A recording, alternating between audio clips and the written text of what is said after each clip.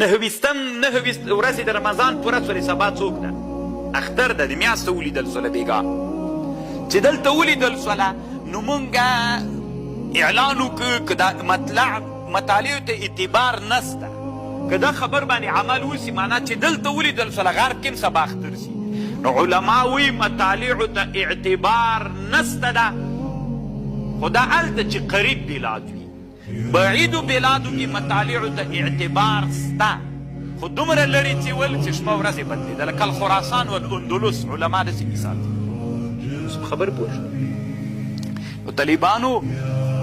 که پاکستان کې ولیدل سوله یا سعودي ولیدله او یو وارې طالبانو دا خبره داسې واورئ ټول یو اسلامي حکومت ټول تاسې فرض که یو اسلامي حکومت سعودي ولیدله پاکستان ولیدله